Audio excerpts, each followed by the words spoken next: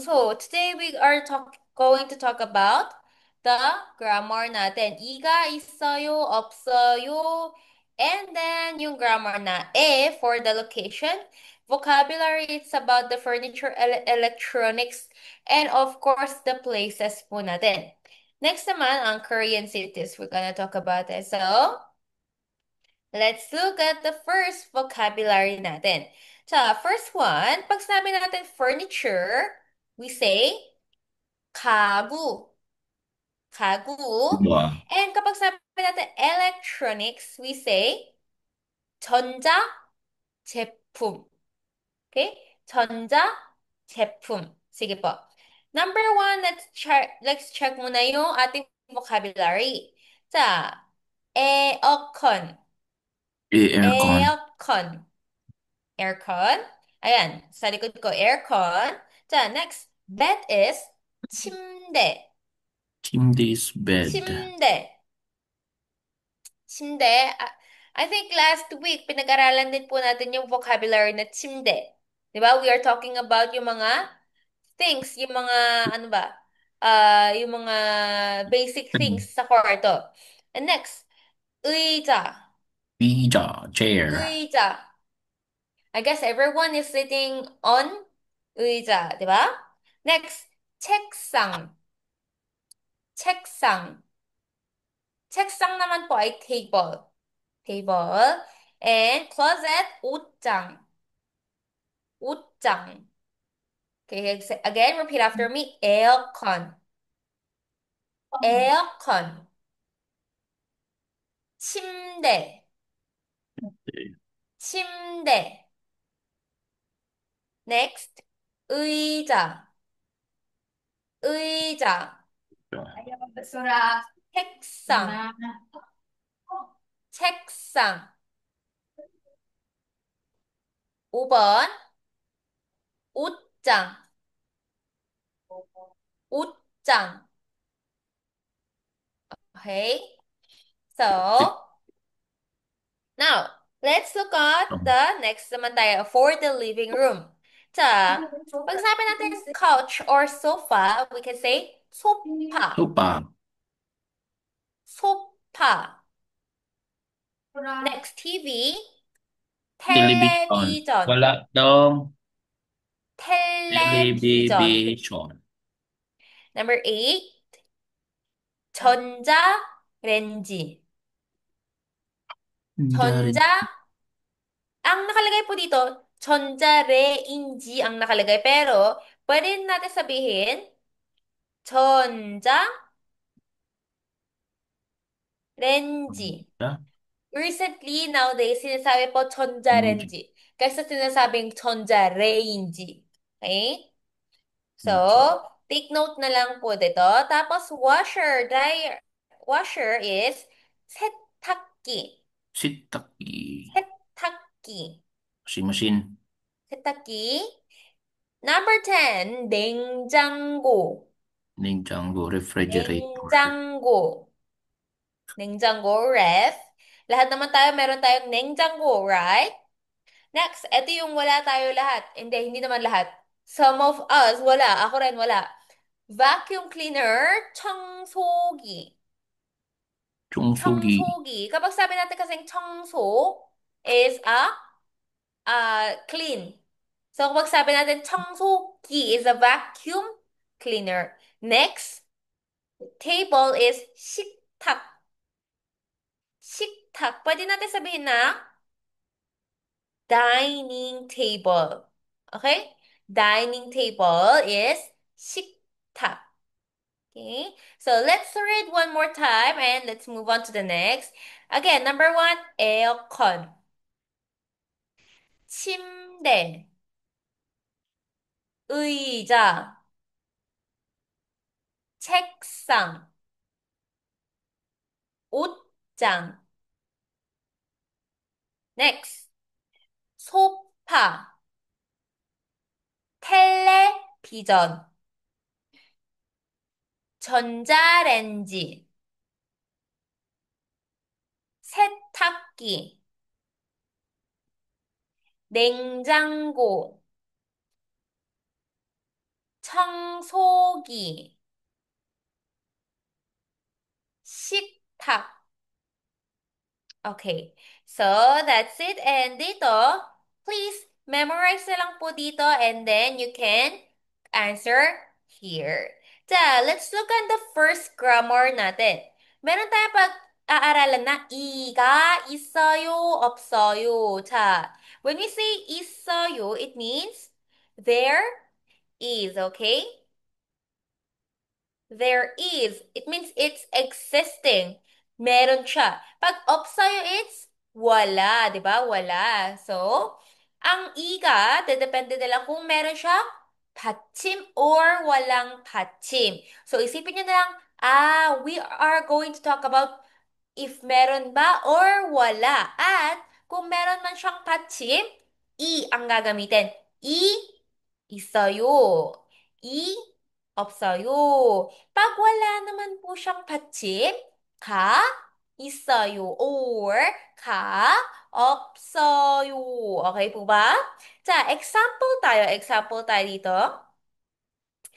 kunyari, 책상, table. Okay, table. 책상 ends with 받침. meron daw. There is a table. Paano? 책상이 있어요.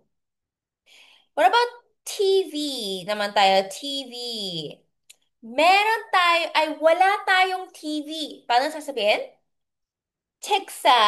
텔레비전이 없어요. Gets po ba? Okay. Paano naman kapag meron siyang, kapag wala siyang hatchin? Example sa ating sofa. It's a sofa. Okay? 자, meron tayong sofa. sofa가 있어요. Wala, wala tayong ref. 냉장고가 없어요. Naintindihan niyo po ba? Okay. Tingnan po natin dito, example. Pag sinabi natin utang, it's a drawer, okay? Drawer. merong drawer, utang이 있어요. Kasi it ends with 받침. Nilagay natin dahil meron 있어요. Meron tayong upuan. This is a chair. 의자가 있어요. Okay? Pero wala tayong computer. Ano gagamitin natin? Di ba? Kasi it ends with walang 받침. Kaya, ka, 없어요. Well, alam kung addict po talaga kayo sa current, aalamin niyo po talaga kung ano yung 있어요 and 없어요. Lagi niyo po siyang marinig sa K-drama. 있어요, 없어요. Right? Okay, tingnan natin dito.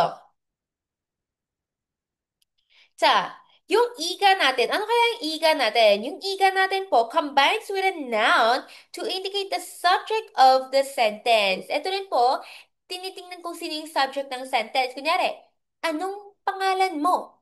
이름, 뭐예요? So, ano yung nagiging subject ng sentence dito? We want to know ano yung pangalan. Tama po ba? 이름, 뭐예요? Kaya po natin ginagamit yung en, ka. 자, next po tayo. Tingnan natin dito. When asking about the existence or possession of something, 이가 있어요, 없어요 is used. Kailan? When asking. Okay? So, ano kaya ang meaning na to? Naglalagay lang po tayo ng question mark sa pinakadulo at syempre mag-iiba rin yung intonation natin which is going up. Paano? Example, we want to ask, is there a chair? Ano kaya yung chair? 의자. Diba? It ends with the walang 받침. Kaya, 의자가 meron bang chair? 있어요? Did you get it? 의자가 있어요? Meron daw upuan? Okay. Ta, that's so simple, okay? Just add, ano? Question mark. Ta, let's practice here sa ating number one. Tingnan natin. Write the sentences as shown in the example. We're gonna talk about the table. Okay, table. Table ay meron daw. 자, table, 책상. It ends with merong 받침. Kaya anong lalagay natin? Di ba po ba? 자, 책상이 있어요. Very simple, right?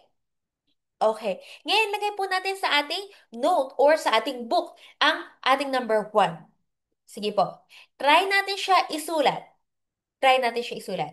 And then, let's check together. One and two. One and two. Please, write it now.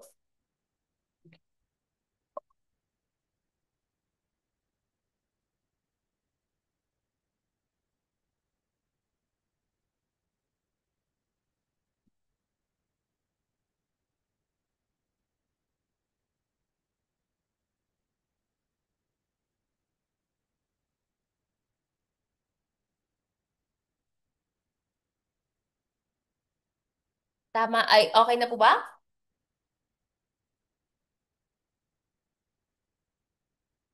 Okay, let's practice. Number one. Check nyo na lang po yung sarili nyong note kung tama po ba yung in-answer natin, okay? Number one. 침대.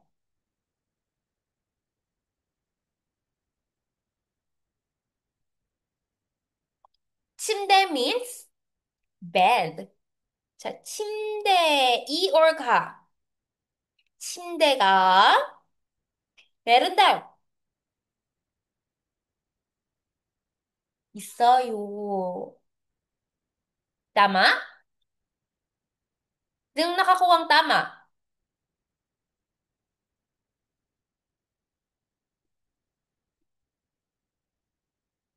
Mhm.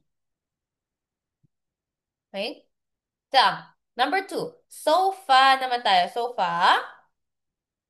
Sofa naman. Sofa, merong patsim or wala? Wala. So, ang gagamitin ay sofa가 wala daw. 없어요.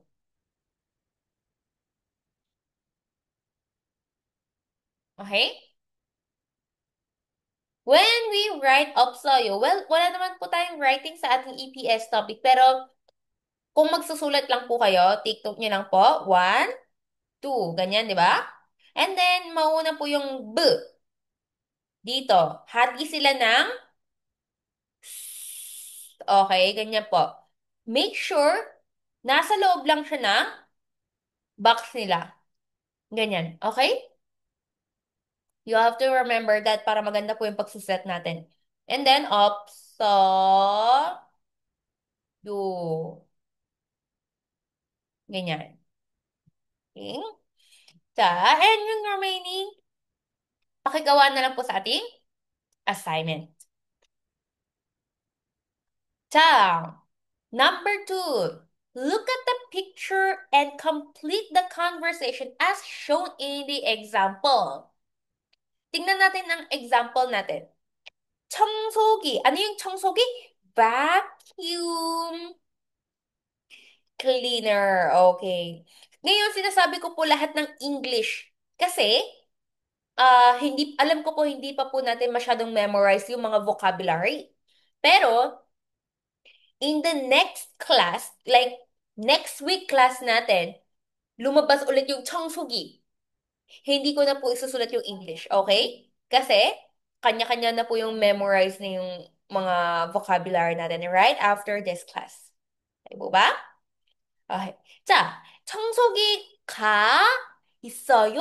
It's asking. 청소기가 있어요? Meaning, is there a vacuum cleaner? Sabi niya, 아니요. What do you mean, 아니요? No. 아니요. 청소기가 없어요. No. Walang vacuum cleaner. Nagets po ba? 자, tingnan natin number. One. Try natin. Aircon means AC. Aircon. AC. 자, 에어컨이 있어요? What should be the answer here? Tingnan natin yung picture. Meron pala siyang aircon. Okay, meron siyang aircon. Meron siyang aircon. Ang answer ay, 네. 에어컨이 있어요. Ganyan na. Simple? Simple. Okay. 자, eto, remaining, please do as your assignment. 자, tingnan natin yung conversation number one. Ngayon po, papakinggan mo natin yung conversation without looking at the script. Okay? Without looking at the script.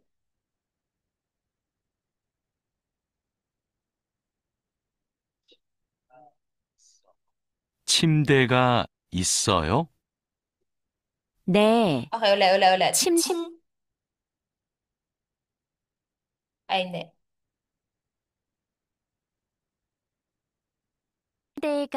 있어요. 옷장도 있어요? 아니요, 옷장은 없어요. 소파가 있어요. Mahina volume? Okay. Isa pa. 침대가 있어요. 침대가 있어요? 네, 침대가 있어요. 옷장도 있어요? 아니요, 옷장은 없어요. 소파가 있어요. Nagre-repeat po ba yung sound? Di ba parang ganun? Wait lang po.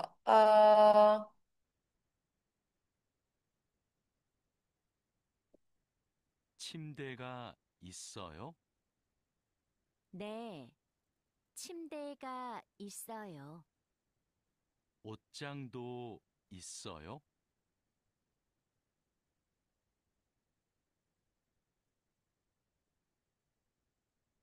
Okay. Gets. Kita po. Let's listen.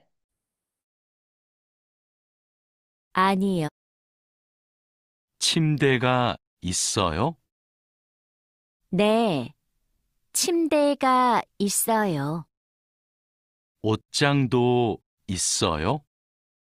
아니요, 옷장은 없어요. 소파가 있어요. Okay. So, hindi ko po alam kung meron po kayong narinig sa mga sinasabing conversation, pero let's check the conversation. First one, 침대가 있어요?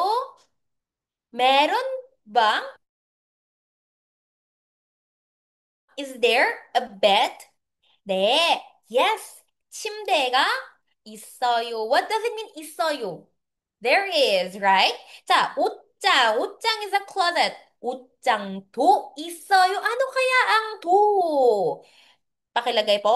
Also. 옷장도 있어요. Is there also a closet? Gets? 옷장. Pwede po siyang maging 옷장이 있어요? Puede. Okay? Instead of to, we can also use i.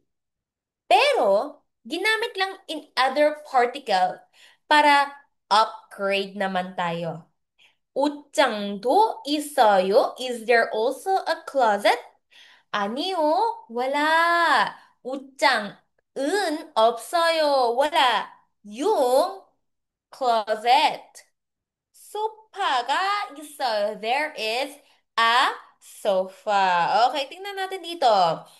To combines with the nouns to show that something is additionally included with something. It's literally telling us meaning of also. Okay? So now let's repeat together. 침대가 있어요? 네. 침대가 있어요. 옷장도 있어요? 아니요. 옷장은 없어요. 소파가 있어요. Okay. Now let's listen to the audio together with the script. 침대가 있어요? 네. 침대가 있어요. 옷장도 있어요? 아니요. 옷장은 없어요. 소파가 있어요. 침대가 있어요? 네. 침대가 있어요.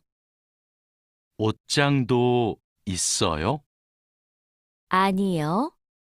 옷장은 없어요. 소파가 있어요. Okay. So now, for this listening, okay, one more time. Without looking at the script naman, without looking at the script. 침대가 있어요? 네. 침대가 있어요. 옷장도 있어요? 아니요. 옷장은 없어요. 소파가 있어요.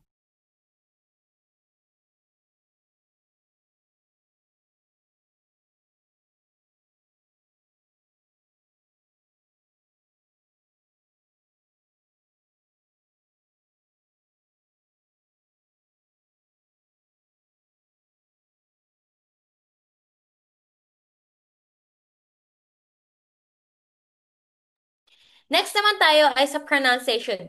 Itong pronunciation na to, mukhang nakakalito po siya, pero tingnan po natin kung ano po yung nakataas, ano yung nakababa.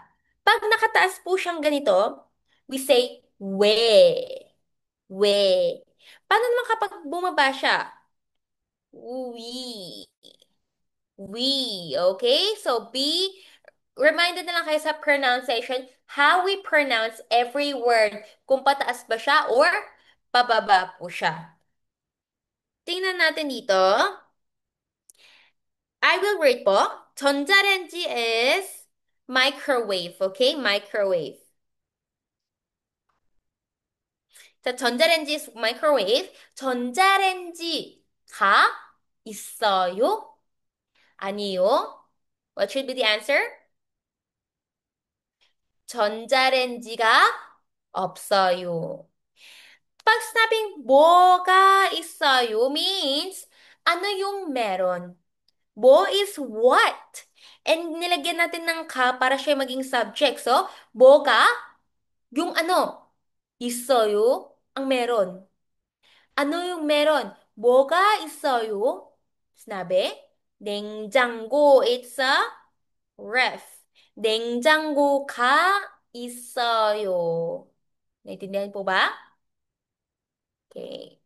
자, tingnan natin yung next vocabulary natin, which is places. Medyo marami-rami po tayong vocabulary na kailangan i-memorize.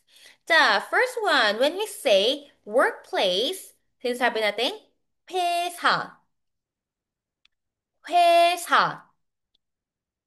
Number two, 식당, 식당.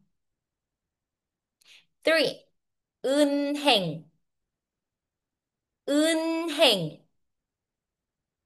Four, 커피숍, 커피숍.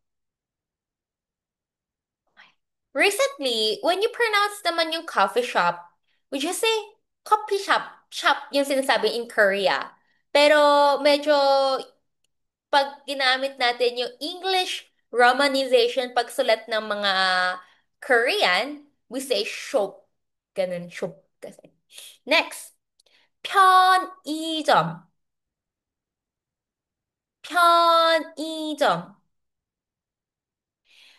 For better pronouncing this word, we say 편의점. This is how we pronounce 편의점. Mhm. Actually, ang 의 in this word, we pronounce e instead of saying 의. Kasi 의, it's hard to pronounce. 편의점, di ba? Parang putol yung word niya. 편의점, 편의점. So, ginawa na lang, 편의점. 이점. Pero, yung 편, di ba meron siyang n sa likod? Kaya instead of sinasabing 편의점, ginawa na lang 편의점. Yung n, pinapunta siya sa likod. Kaya siya naging 편의점. Gets niyo po ba? Ito. Etong n, since meron naman tayong 편의점, why not? Etong nasa baba, ililipat natin siya dito kasi etong iyong ay walang sound, di ba? Kaya, para mas better pronouncing, nilipat na lang to dito. Kaya siya naging 펴니 점. Ang pag-pronounce. Okay? 자, next. Number 6. 시장. 시장. 시장. 7. 미용실. 미용실. Pag sinabi natin miyong kasi, meaning beauty. Okay, beauty. Okay. Hindi po meaning ng beautiful, pwede natin gamitin miyong ha. Ay, hindi po yun. Ibang miyong po yung pang dito. Mostly pang old and then pang deep word po kasi na miyong siya. Okay, it's from a Chinese character. So, medyo restricted din lang ang paggagamit ng word din to. Next, supermarket. Supermarket. Sa supermarket. Next, 9. 약국.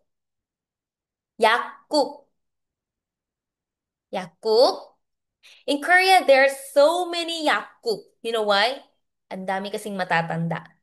Sobrang daming mga lolo-lola. Number 10. 병원. 병원. Yan, 병원 din, marami. Depende kung hindi dahil maraming sakit. Maraming matatanda. Maraming nagpapa-surgery. Nagpapa-beauty surgery. 11. 우체국. 우체국. 우체국. 우체국. 자, next. 집. 집. Nasaan po kayo ngayon? 집. 13. 방. 방. Nasa 방 po ba kayo? Ah, yes. Next. 화장실. 화장실. This is very important word. Kung pumunta po kayo sa Korea, gusto nyo tumayo bigla. Ano po yung hanapin nyo? 화장실. Okay. Living room, 거실. 거실. Next, 16. 부엌. 부엌. Nakikita nyo po ba? Ang ating 받침. Pero hindi po natin siya pinapronounce na puok. We pronounce this as puok. Still, g sound. Okay? Puok. 자, repeat after me one more time. 회사. 회사. 식당. 식당. 은행. 은행. 커피숍, 커피숍. 편의점, 편의점. 시장, 시장. 미용실, 미용실. 슈퍼마켓, 슈퍼마켓. Pag pupunta po kayong Korea, meron po kayong makikitang mga mga pangalan ng store kung kunyari tindahan. In Korea po kasi mga tindahan na ganun, parang gantong supermarket na lang na din. Tapos lalagyan nila yung kunyari pangalan nila, Hana, tas sa last, Shupo. Pag sabi kasing Shupo, kilala na as supermarket. Hindi po yung iniisip nyo na supermarket na yung katulad sa SM supermarket. Okay? Yung supermarket po na katulad ng mga, ano ba pwedeng ipagsabi dito? Mga kunyari, basta po, para siyang tindahan, pero mas malaking scale pa. Para po siyang tindahan, pero mas malaki yung scale, para siyang naging market. Market, pero mas maliit pa din sa iniisip niyong supermarket.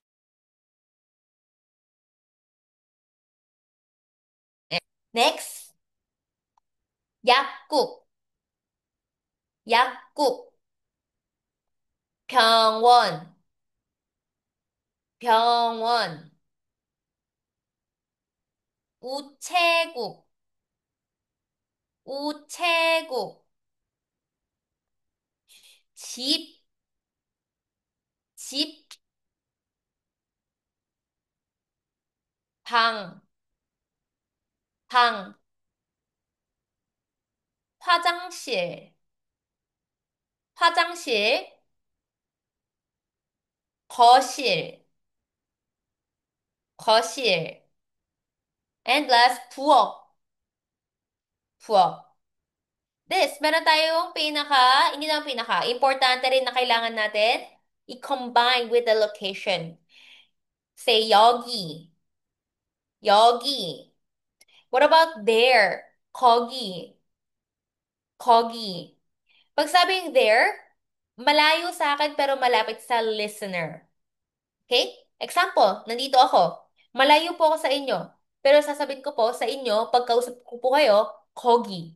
Meaning, sa inyong area banda. Hindi, basta malayo sa akin pero malapit sa inyo. Gets niyo po ba? Okay? Pag sabing chogi, it's over there. Malayo sa atin, dalawa. Malayo sa atin, dalawa. Nasa Luzon ako, Visayas ka. Pag-uusapan natin si Mindanao. Ganon. Okay? Chogi. Next, where is 어디? 어디? Dormitory is 기숙사. 기숙사. Okay. For sure, this is very important. Kasi mostly yung mga EPS worker din na pupunta sa Korea, it's either binibigyan din po kasi sila ng dorm. Dorm. Kaya, kailangan, very important word din po. Lagi siyang lumalabas sa ating EPS exam. Okay? 기숙사. 자, eto naman, please do this as your assignment after memorizing. Memorizing vocabularies. Pag sabi kasing 여기는 어디예요? 여기 is here. 어디예요 is where. 이예요 or eyo yung ilalagay po natin with after the noun. 자, 사무실, it's office. 여기는 어디예요? It's an office. 사무실이에요. Okay? Please do as your assignment for remaining na lang. Let's look at the second grammar, which is using a. Okay? A. yung naman combines with a noun to show a place where a person or object is. In one word, nilalagay po natin yung right after sa mga location. Okay? Right after sa mga location. Example, sa bahay, 집 sa kwarto, 방 ganun. Gets niyo po ba? At nilalagay po natin yung right after the location. Okay? Etong nilalagay natin siya doon para makita natin, we are talking about the location pala. Okay? Eto naman yung na to,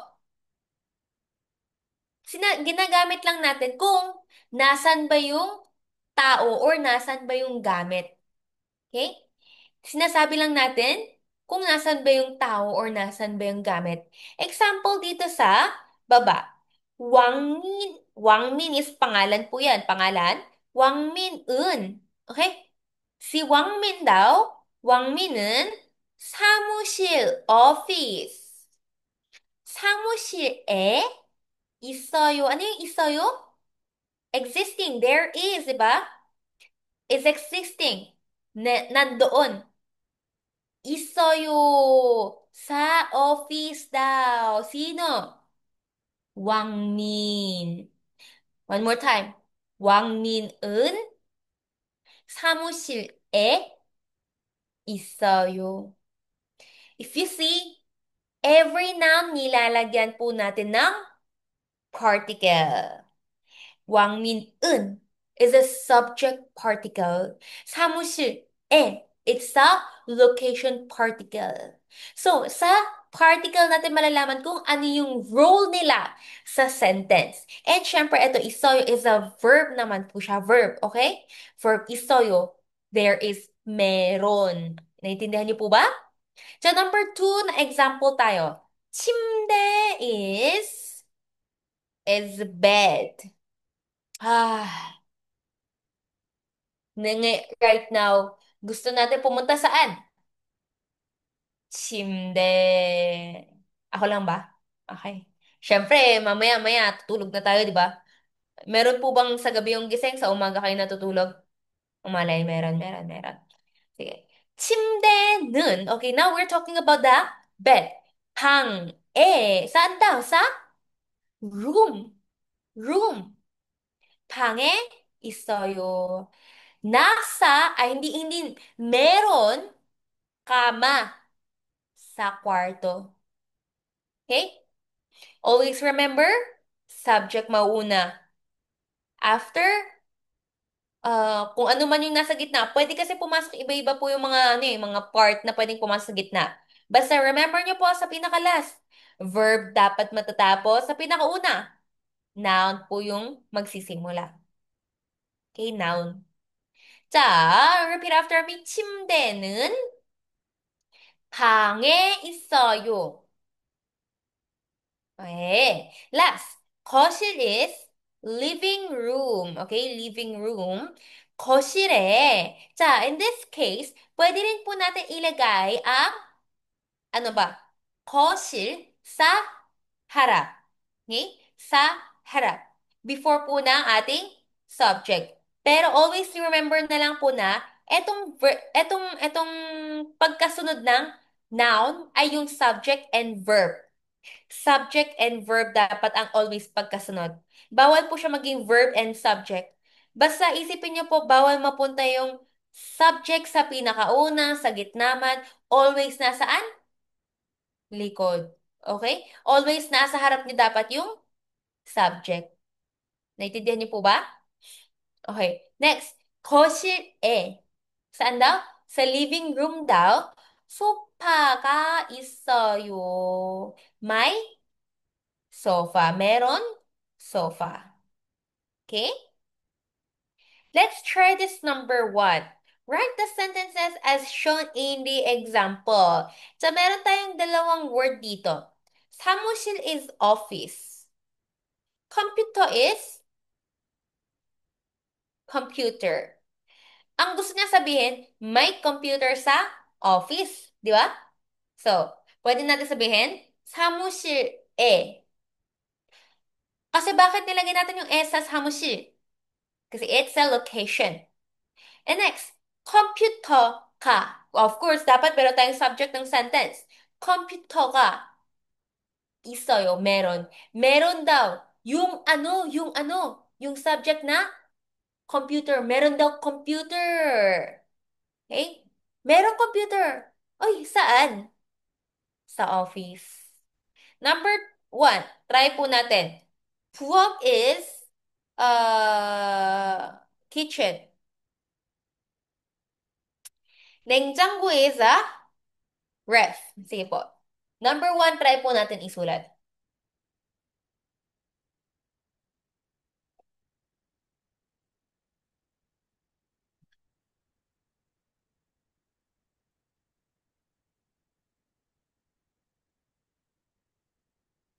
If may nagtatanong po na, pwede po ba katulad kanina, mauna po yung computer, na kunyari, example,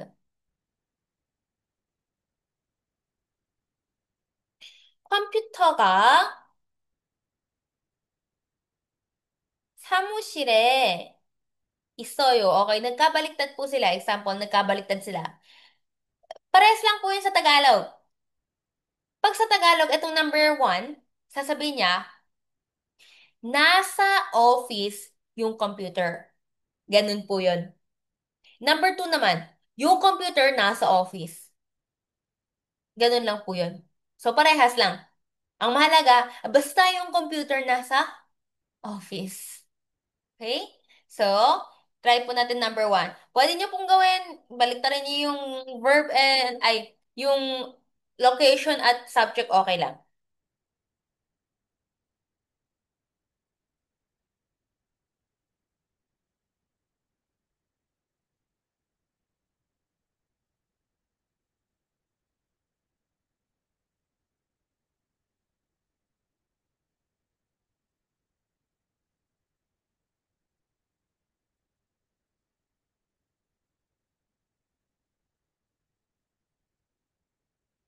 Okay, try natin number one. Check po natin kung tama yung answer nyo. So, since yung puwok naman yung nauna, puwok na lang din yung uunahin ko. Puwok is a kitchen. You're talking about the location. Puwok eh. Ano daw yung meron? 냉장고. Ka. Right? Gusto kong sabihin this time. May picture ba? Wala. Gusto ko naman sabihin this time. Walang ref. Walang ref sa kitchen. 없어요.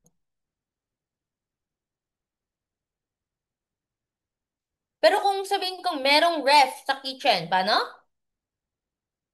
있어요. Okay, bahala na lang po kayo kung meron po ba yung ref sa kitchen o wala.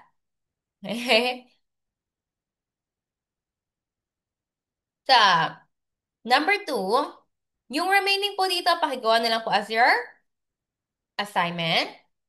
Number two, look at the pictures and complete the conversation as shown in the example. 니치난 is pangalan. 니치난 씨는 kayo, Mr. Nichinan, 어디에 있어요? Nasaan po ba kayo? 어디 is where? 어디, nilagay natin yung particle, kasi we are talking about, location. Yung where din is a location, di ba? Hindi naman siya specific location, pero we want to talk about the location. Right? Saan? Right? Location din yun eh. Saan? May somewhere, meron siyang somewhere na location pero hindi lang natin alam. Kaya, 어디에 있어요? And sabi niya nasa hospital siya. 병원에 있어요. Okay? Nasa hospital ako. Hindi meaning na to meron akong hospital, okay? Kasi we are talking about sa location. Okay? 병원에 있어요. Nasa hospital ako. Okay?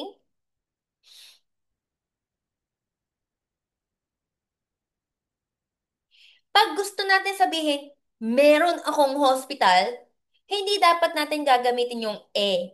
Anong dapat gagamitin? Subject particle. Kasi meron akong hospital eh. 'Di ba? We are talking about na meron siyang hospital. Pero kapag sasabihin nasa hospital, we're talking about kung nasaan. So, ang gagamitin natin particle ay, eh, meron kang hospital, 병원이 있어요? Ganyan siya. Okay? I yung gagamitin na subject particle. 병원, i, ganyan. Pero, pag sabing 병원 yung subject kung nasaan ba, yung object kung nasaan ba, nasaan ba yung tinutukoy natin na subject? Okay? Nasaan ba yung tinutukoy natin na tao? Nasa hospital. Naintindihan niyo po ba? Okay. You can do this as your assignment na lang po. This one. And then, kasi you have to memorize kasi yung mga uh, vocabulary niya. Better to memorize the vocabulary and answer it rather naman titingin-tingin kayo sa mga vocabulary tas wala rin kayong mapupulot na ano, di ba? Okay. So, now let's try to listen for our conversation 2. Before natin tingnan yung script, pakinggan po muna natin yung audio niya.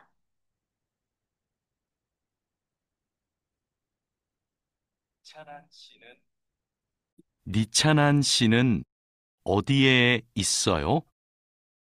식당에 있어요. 아지자 씨도 식당에 있어요? 아니요. 아지자 씨는 미용실에 있어요. 니찬한 씨는 어디에 있어요? 식당에 있어요. 아지자 씨도 식당에 있어요? 아니요. 아지자 씨는 미용실에 있어요. Okay, parang medyo familiar na rin yung mga naririnig natin, no? Tingnan natin. 니치난 씨는 어디에 있어요? 나산 kaya si 니치난? 그다음에 식당 is a restaurant. 식당에 있어요. 나산 daw si 니치난? Restaurant. 식당에 있어요. 아지자 씨도 si Mr. Aziza din ba nasa restaurant? 아니요. 나산 daw siya? 아지자 씨는 미용실에 있어요. When you say 미용실, hair salon. 자, repeat after me. 네, 이친한 씨는 어디에 있어요? 식당에 있어요. 아지자 씨도 식당에 있어요? 아니요. 아지자 씨는 미용실에 있어요. 자, now pakinggan po natin yung audio with the script. 니찬한 씨는 어디에 있어요? 식당에 있어요. 아지자 씨도 식당에 있어요? 아니요. 아지자 씨는 미용실에 있어요. Okay. So, medyo naririnig niyo po ba yung pinag-usapan nila? Yes. Paulit-ulit niyo lang yung pakinggan. Magiging Korean din po kayo. And malapit na po tayo maging Korean. Okay. We can just skip this one. And Korean cities. Okay. In Korean cities, you can try to read na lang po. You can try to read if you're interested. Kasi, meron na po kaming, hindi po marami yung, ano namin, city namin. Country lang po. 6 metropolitan cities, right? Konti lang, 'di ba? Incheon, Daejeon, Busan, Ulsan, Daegu, Gwangju. And self-governing city is Haejeong. Okay, so you can try to read this while we're having our 10 minutes rest. Okay, then after that, balik po tayo dito. Ito naman sa reading natin, assignment. With the reading, listening 42 assignment. Okay? So next class is actions and objects. So, balik po tayo after 10 minutes. Okay? Sige po, let's have our 10 minutes break.